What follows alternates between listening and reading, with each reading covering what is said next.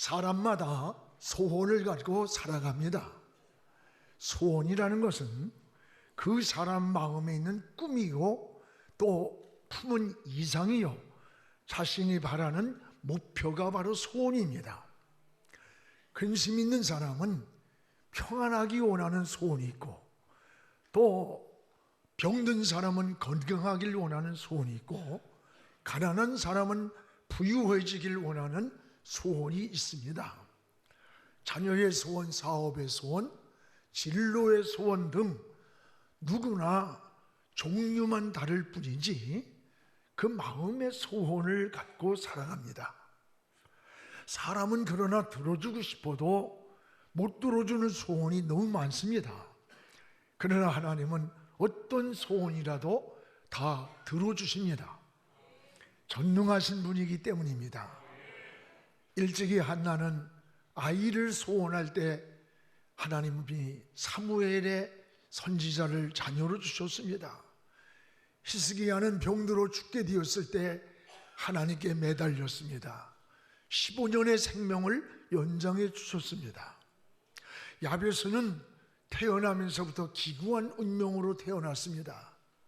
너무 가난하고 어렵고 힘들고, 그러나 그는 꿈을 품고 하나님 앞에 나와서 복의 복을 구할 때 하나님이 그 구하는 것을 허락하셨더라라고 했어요.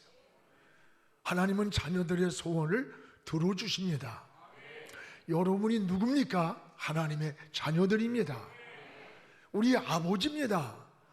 아버지께서 당당하게 아버지 앞에 소원을 구하시기를 바랍니다. 마태복음 7장 9절에서 11절에 보면 자식이 생선을 먹고 싶다고 하는데 뱀을 줄 부모가 어디 있으며, 떡을 먹고 싶어 하는데 돌을 줄 부모가 어디 있느냐. 악한 자라도 자기 자녀에게만큼은 좋은 것을 주기 원하는데 하물며 저 하늘에 계신 너희 아버지께서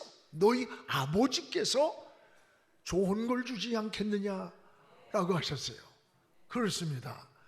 여러분, 아버지에게 소원을 구하는 것은 기복신앙이 절대 아닙니다. 하나님의 자녀로서 당당하고 당연한 것입니다. 근데 여러분만 소원이 있는 게 아니라 주님도 여러분을 향한 소원이 있음을 우리에게 말씀하고 있습니다. 무엇보다 주님은 사람을 통해서 하나님의 일을 하시기 때문입니다.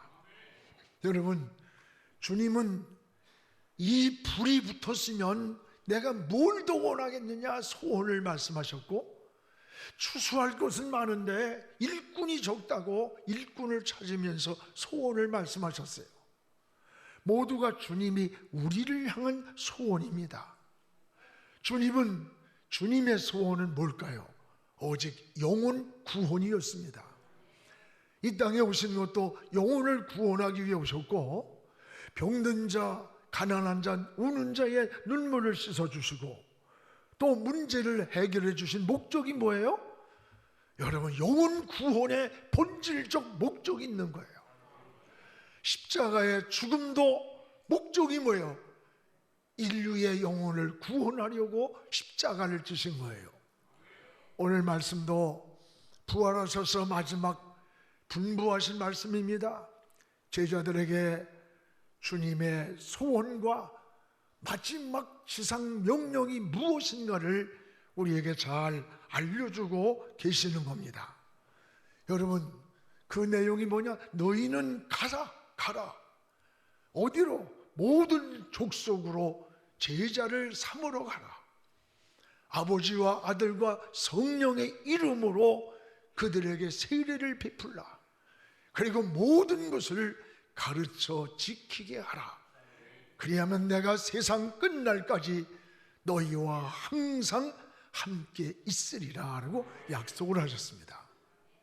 여러분, 이 말씀은 주님의 마지막 소원이요, 우리를 향한 분부라고 말씀합니다. 한마디로 함축하면 영혼 구원이에요. 주님의 사역의 출발이 영혼 구원이었습니다. 마지막 소원도 영혼 구원이세요. 그러므로 구원받은 성도의 사명이 뭘까요? 바로 영혼 구원입니다. 수많은 선교사들이 여러분 풍토병에 걸리고 또 언어와 인종도 다른 이들을 위해서 생명을 아끼지 않고 초계처럼 버리는 것은 한 가지, 영혼을 보았기 때문에, 영혼을 구원하기 위해서요. 여러분 잘 아는 저 서울에 양화진에 가면 외국인 묘소가 있잖아요. 거기 가면 25살에 생을 마감한 여자 선교사 루비 캔드릭의 비속이 있는 걸 보게 됩니다. 캔드릭의 묘비에 이런 글이 기록되어 있습니다. 여러분 가보세요. 내게 1000개의 생명이 있다면 모두 조선을 위해 다 바치겠다. 캔드릭은 1907년 조선 땅에 왔습니다. 그러나 급성맹장염으로 쓰러져서 젊은 25세 나이에 하나님의 부름을 받게 되었어요. 그는 죽어가는 순간에도 앞으로 하나님 10명, 20명, 50명씩 이 조선 선교를 위해서 젊은이들을 보내달라는 유언을 남겼습니다. 그녀의 유언은 20명의 청년들이 선교사로 헌신하고 이 조선 땅에 오게 되는 동기가 되었습니다. 다음은 그녀가 그의 부모에게 마지막으로 보낸 편지 내용 가운데 일부입니다. 아버지 어머니 보고 싶고 사랑합니다. 이곳 조선 땅은 참 아름다운 곳입니다. 모두들 하나님을 닮은 사람들 같습니다. 어쩌면 이 편지가 마지막일 수도 있습니다. 저는 이 땅에 저의 심장을 묻겠습니다. 이것은 조선에 대한 제 열정이 아니라 하나님께서 조선을 향한 열정이라는 것을 깨달았고 알게 되었습니다. 라고 하는 유언의 편지예요. 이런 유언을 남기고 25살의 젊은 나이에 조선 땅에 묻혀 있습니다. 여러분 복음이 뭐길래 이 복음을 위해서 자기의 생명까지 아낌없이 바칠 수가 있었단 말인가. 오늘날 이 땅에 천만 그리스도인이 된 것은 우연이 된 게 아닙니다. 이런 순교의 피가 우리 민족 속에서 뿌려져 있기 때문에 이 생명의 열매를 지금 맺은 거예요. 그 당시 우리 민족은 어땠어요? 전염병이 창궐했고 미개했고 말할 수 없는 가난과 이런 속에 있었던 이 땅에 복음을 전해준 거예요. 생명의 씨를 전해준 거예요. 우리도 주님의 명령을 따라 여러분 한 영혼의 구원, 한 생명의 구원을 관심을 가져야 돼요. 우리는 이제 11월, 12월을 놓고 우리가 더도 말고 한 사람씩 내 가정 안에서 아직 주님을 알지 못하는 영혼들, 내 학교에서 동료들, 직장에서 친구들, 이들에게 한 영혼에게 생명을 전하기로 했습니다. 부활의 주님의 마지막 소원이 뭐예요? 영혼 구원이에요. 부활의 주님의 마지막 소원을 바로 여러분을 통해서 이 땅에서 이루기를 원하시는 겁니다. 무엇보다 주님은 모든 사역을 제자들에게 위임을 했습니다. 직접 일하지 않고 제자들에게 위임을 했어요. 우리 16절 오늘 본문 말씀을 함께 읽겠습니다. 11 제자가 갈릴리에 가서 예수께서 지시하신 산에 이르러, 여기 보니까 11 제자가 갈릴리에 갔다. 그곳에서 부활의 주님을 만나게 됩니다. 11 제자라고 했습니다. 12 제자를 뽑았는데 왜 11 제자일까? 그 한 제자, 빠진 한 제자는 누굽니까?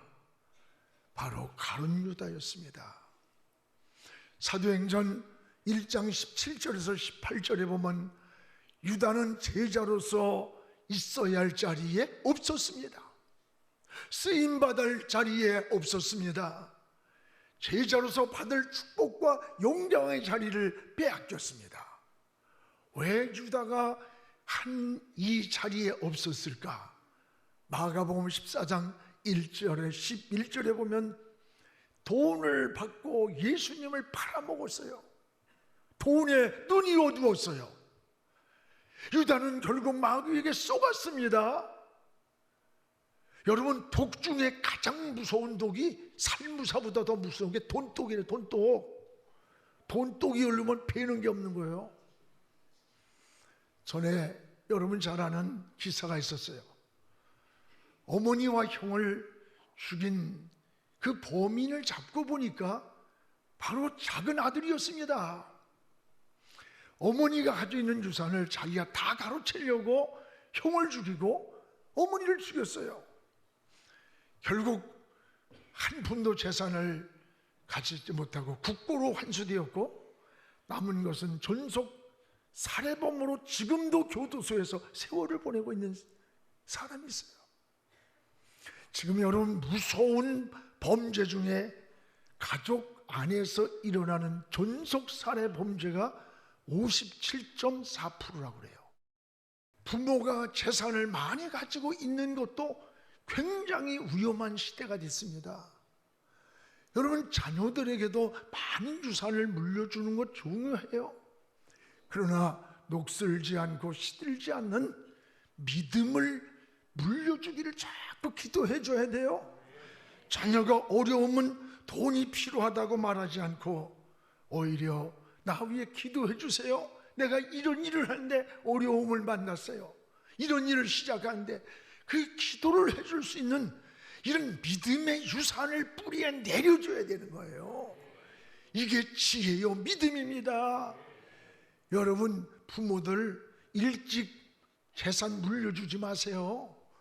여러분, 물려주고 나서 나중에 바닥났을 때 노년애가 병들고 어려우면요 다 가지고 가고 병원비 안 내려고 다 가지고 왔는데도 알아서 해줄 것 같지만 요양원에 마치 시체 버린 곳 같은 데다가 가서 처박아 놓고 죽을 시간 기다려요. 이게 현실이에요, 현실. 정신들 똑바로 차려요. 정신들 왜 줘? 새끼들한테. 지 새끼들은 지들이 알아서 하는 거지. 나는 지금도요 우리 애들한테 용돈을 받아요. 용돈. 뭐 어렵든 말든 시작하자마자 결혼하는 날부터 용돈 얼마 할래? 시작할래? 100불씩 받아. 100불씩 하나 철저하게 받아요. 내가 필요해서 더 줄지라도 부모를 섬기는 마음이 필요한 거예요. 저도 실천합니다. 전 개척할 때부터 지금까지 40몇 년 동안을 우리 어머니가 돌아가시기 전까지 드렸어요. 우리 집만 드리면 집사람이 가만히 있겠어. 처갓집에도 똑같이 드렸어. 돌아가실 때까지. 여러분, 독 중에 가장 무서운 독이 돈독이라는 거 맞아요. 장례식 같은 걸 저는 목사가 되다 보니까 많이 봐요. 그 부모를 놔두고 막 싸우고 있는 거야. 그 부조금 때문에 싸우고 부모가 남긴 유산 가지고 그냥 싸우고 난리가 나. 이게 현실입니다. 현실. 부모도 지혜로워야 돼. 여러분이 쓸 거 다 쓰도록 해놓고 다 공중해놓고 죽으면 뜯어봐라네. 그리고 줄 거 주면 되는 거예요. 그래요, 안 그래요? 이거요 절대 기대하지 마세요. 절대 기대하지 마세요. 뭐로 기대를 해? 여러분, 항상 기대하는데 상처를 받는 거예요. 배신감을 느끼고 그 아픔을 안는 거야. 당시에 돈꾀를 맡을 정도로 신임받던 유다, 돈이 눈을 가리워버리고 선악을 분별을 잃고 제자의 자리도 빼앗겨 버렸어요. 여러분, 사명을 상실한 유다의 말로를 사도행전 1장 18절에 표현조차 하기 어려운 끔찍한 유다의 말로를 리얼하게 소개하고 있잖아요. 사명을 버리고 하나님을 떠난 인생의 말로가 어떤 것인가를 우리에게 보여주는 그런 말씀인 거예요. 유다는 은혜로 시작했습니다. 그러나 불행으로 끝났습니다. 제자의 축복으로 시작했습니다. 그러나 비참한 말로로 끝이 났습니다. 사람은 시작도 중요하지만 결과는 더 중요한 거예요. 탐욕에 빠진 유다의 말로는 너무나 불행했습니다. 성경에도 성령으로 시작을 했는데 육체로 마치는 자가 있다고 했습니다. 여러분, 주님은 유다를 향해 마가복음 14장 21절에 이 사람은 차라리 나지 않았으면 좋을 뻔한 사람이다. 차라리 태어나지 않으면 좋을 뻔했다. 저는 이 말씀을 다시 돌이켜 나를 향해서 저 사람은 목사가 되지 않으면 좋을 뻔했다. 저 사람은 장로가 되지 않으면 좋을 뻔했다. 저 사람은 지도자가 되지 않았으면 나라라도 잘 될 것이다. 이런 게 있을 수 있는 거예요. 사람은 앞모습보다 뒷모습이 더 아름다워야 돼. 떠난 후에 아쉬운 사람, 귀했던 사람, 보고 싶은 사람, 훌륭했던 사람, 그리운 사람이 되어져야 되는 거예요. 이게 우리의 삶의 지혜라는 것을 깨닫기를 주의 이름으로 축원합니다. 또 하나, 11 제자를 만난 주님은 제자들에게 3가지 사명을 분부했습니다. 그 3가지 사명이 뭔가 오늘 19절을 함께 읽겠습니다. 그러므로 너희는 가서 모든 민족을 제자로 삼아 아버지와 아들과 성령의 이름으로 세례를 베풀고, 여기 보면 하나는 가라고 하셨어요. 어디로 가라는 겁니까? 모든 족속으로 향해 가라는 거예요. 여러분, 가라는 데 멈춰 있으면 안 됩니다. 또 하나는 제자를 삼고 그들에게 세례를 주어 하나님의 자녀됨을 보증하라는 거예요. 또 하나는 가르쳐 지키게 하라. 가르쳐 지키게 하라는 임무를 부여했어요. 가서 제자를 삼는 일입니다. 여러분, 오늘 제자 삼는 일이 뭐예요? 영혼 구원이에요. 잃은 양을 찾으러 가야 되는 거예요. 하나님은 어떤 사람을 잃은 양이라 했을까? 하나님을 떠난 모든 사람들이 잃은 양이에요. 우리 주변에는 잃은 양들이 수없이 많습니다. 가정 안에도 있고 직장 안에도 있고 학교에도 있는 거예요. 목자가 잃은 양을 찾는 그 비유가 누가복음 15장에 나와 있어요. 100마리의 양을 치는 목자가 오늘 아침에 일어나 보니까 한 마리 양이 없는 거야. 여러분, 매일같이 100마리 양을 목자가 세어봤기 때문에 그날따라 71마리를 발견한 거예요. 이게 관심입니다. 매일 세어봤기 때문에. 그래서 99마리의 양을 두고 한 마리 잃은 양을 찾아 산을 헤매고 계곡을 넘고 들판을 누비면서 양을 찾는 거예요. 양을 잃은 목자가 어떻겠어요? 양을 잃어버리고서 편안하게 잠을 자고 쉬고 놀고 있을 수 있겠어요? 여러분, 있을 수가 없는 거예요. 전에 고등학생이 실종됐어요. 그 아버지는 그 아이의 이름과 등에다가 써붙이고 프랭카드를 붙이면서 평생을 20년이 넘게 우리 아이 찾아주세요, 찾아주세요. 어떻게 됐는지도 모르는데, 그러다가 얼마 전에 그분이 돌아가셨다는 뉴스가 나오더라고. 이게 부모의 심장이에요. 여러분, 부모와 자식은 전혀 달라요. 부모는요, 자식이 앞서가면 가슴에 묻혀 있는 거예요, 그 자식이. 부모는 자식은요, 머리에서 머물다 시간이 되면 떠나. 이 목자의 심정이 바로 누구예요? 영혼을 찾는 주님의 마음인 거예요. 잃어버린 양을 찾는 주님의 마음이에요. 주님이 말씀하잖아요. 가라. 모든 족속으로 제자 삼으러 가라. 이 사명에 붙들려서 여러분, 선교사들이 지금 3만 5천 명 되는 선교사들이 전 세계에 나가서 복음을 전하는 거야. 내가 먼저 받은 생명을 가지고 그 오지 땅에, 때로는 아프리카 같은 데 가서 복음을 전하면서 일생의 삶을 하나님께 드리는 거 아닙니까? 이것이 바로 우리의 사명임을 깨닫기를 바랍니다. 여러분, 디모데전서 2장 4절에 하나님의 마음을 우리에게 알려줍니다. 하나님은 모든 사람이 구원받기를 원하신다고 했습니다. 여러분, 멸망받기를 원하지 않아요. 교회의 존재 목적이 뭐예요? 우리끼리 즐기고 우리끼리 노는 놀이터입니까? 아니에요. 영혼 구원이에요. 영혼 구원하기 위해 하나님의 전이 필요한 거예요. 모든 족속입니다.